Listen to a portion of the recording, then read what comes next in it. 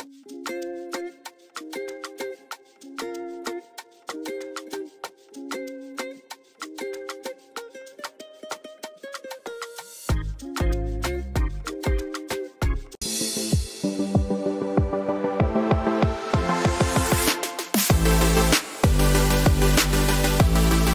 আলাইকুম সবাইকে বেঙ্গল আমার আজকের উঠানো গার্ডেন থেকে পালং শাক, লাউ শাক একটু আর একটা জুকনি ফুল স্কোয়াশ, যেটা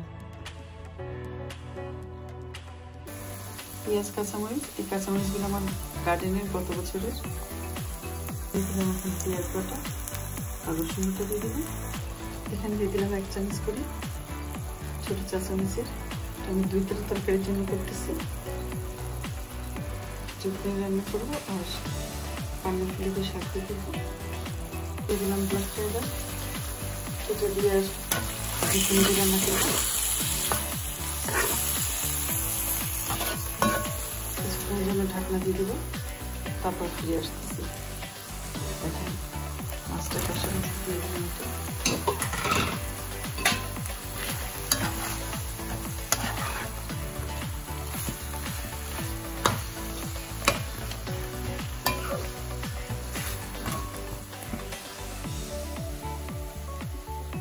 দিলাম চুলার জালটা কমিয়ে দিয়ে ঢাকনা দিয়েছি 10 মিনিটের মতো।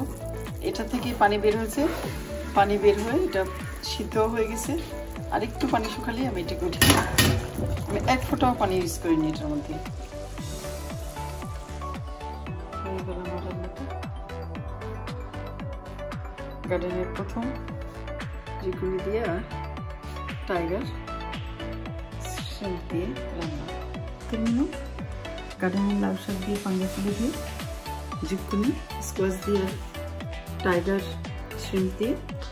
আর এখানে থাকছে কুরবানির ঝুড়ো ঝুড়ো গোস, লেবু, টমেটো আর কাঁচামরিচ। কাঁচামরিচগুলো আমার গার্ডেনের গত বছরে। আর থাকছে এই ছিল আজকে আমাদের মেনু।